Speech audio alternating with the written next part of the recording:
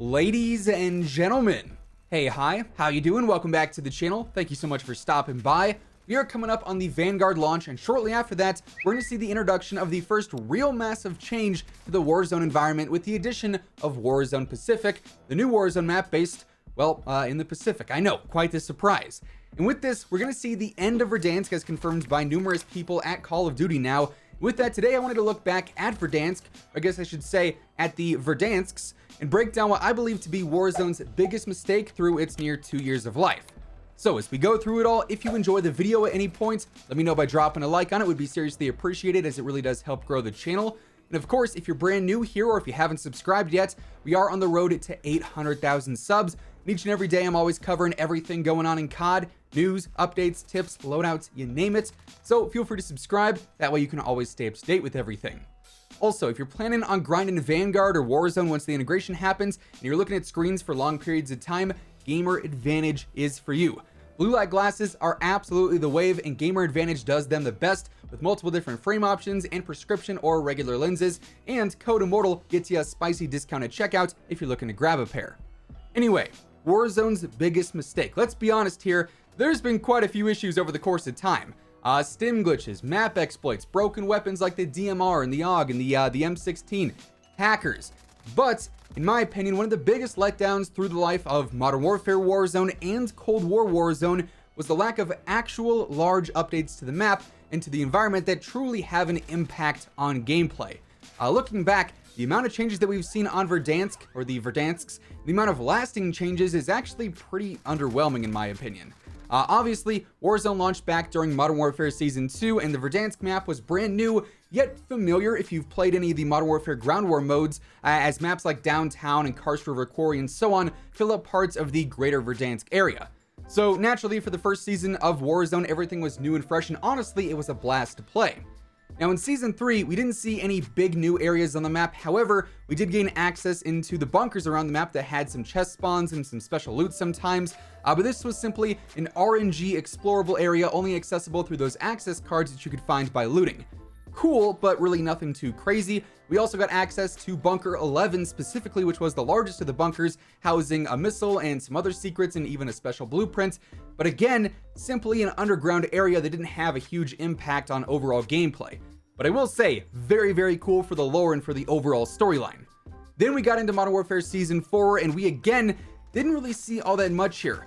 We got train tracks placed on the map, but that literally didn't do anything. They offered no substance to gameplay. Literally nothing at all. Season 5 was a bit bigger in terms of changes because we got a huge update to the stadium area, which was previously just the big round dome. It was inaccessible, but it was there. Definitely a very big barrier in terms of gameplay.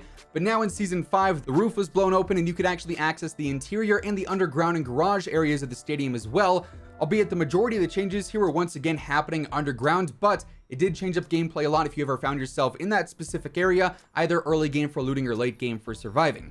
The entire area was a lot more welcoming and, more forgiving, you could say. We also got the train station area opened up, which again made that area a lot more forgiving because you could take alternative routes and loot in new areas. And this changes one of the few, I should say, that we still see today on Verdansk 84. Season 5 also gave us an actual train on the train tracks from Season 4, which is also still here today. This only covers part of the western and central map with some looting opportunities, some recon contracts, but again, it's not a massive impact on general gameplay. Then we get to Season 6, and this was another weird one. We actually got the subway system added in, which was a fast travel system that took you to various subway stations across the map, from Airport to Arklov Pass to Block, etc., etc.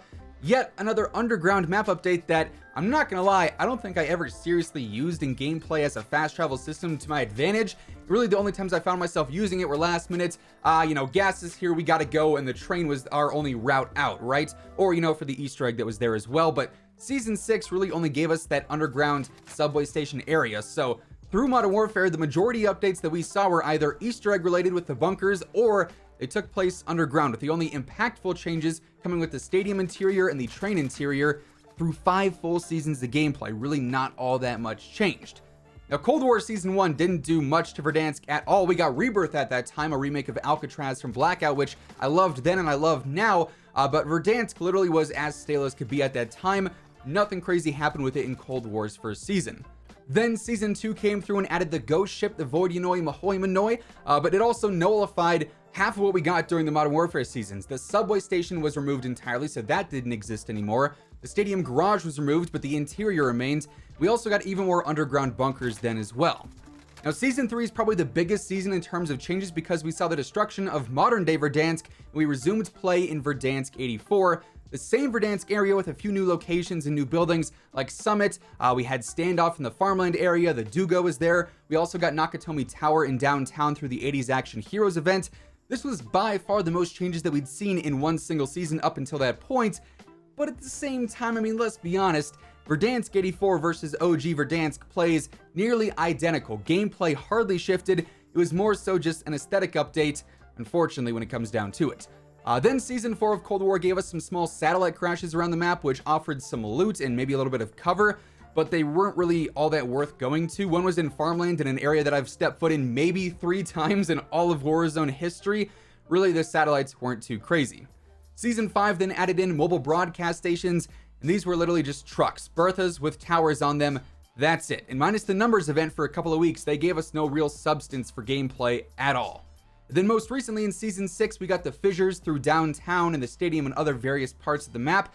This update made half of downtown a lot more open and less campy because it destroyed quite a few buildings, but it still left some of the more problematic buildings in play as well. But for what it's worth, this is actually one of the more impactful gameplay updates that we've seen. Unfortunately, though, it comes just about 2 months before Verdansk is gone entirely, so too little, too late, maybe. I'm sure you can tell what I'm getting at through all this. Verdansk over time has honestly hardly changed. Some of the more lasting updates have been removed. Most of the updates we saw were meant for underground gameplay that seldom was actually utilized in-game, and some of the hottest areas on the map never got updated to give them any sort of different feel. Superstore, hangars, hospital, boneyard. They all remained the exact same through the course of time and never really changed in a way that pushed players to rotate or land or hunt any differently, which to me has made Warzone gameplay grow a lot more stale at a much faster rate. You know, hopefully come Warzone Pacific, we can see some active map updates that truly change the way the game feels, much like what we saw in Blackout during Black Ops 4, with major map changes happening every new season there. But looking back on Verdansk, while I absolutely love the map and especially love the lore that drove mostly all these changes in the first place, gameplay on it after a while just had no fresh feeling due to the lack of changes. And that to me is Warzone's biggest mistake that ideally they learn from with our next map coming here shortly. Honestly, I don't expect the Warzone Pacific map to see many changes at first because it's going to be this entirely new area that we've never explored before. So, you know, for the first season or two, I don't really expect much to happen. But beyond that, hopefully we see these large-scale map updates that really change the way the game feels, because truly without that, gameplay grows stale at a very fast rate.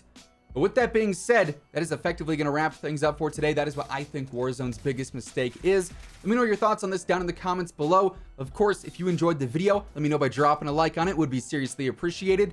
If you're new here and you want to stay up to date with everything going on in COD, news, intel, updates, loadouts, tips, it is all right here. So feel free to subscribe with your notifications turned on. That way you'll always know whenever I post a new video. As always, if you want to check out any of my partners, be sure to use code WhosImmortal for a discount on all Scuff, G Fuel, Gamer Advantage, and Control Freak products. The links for all those can be found down in the description below. But once again, thank you so much for tuning in, and until next time, take it easy, have an awesome rest of your day, and I'll catch you guys later. Peace out.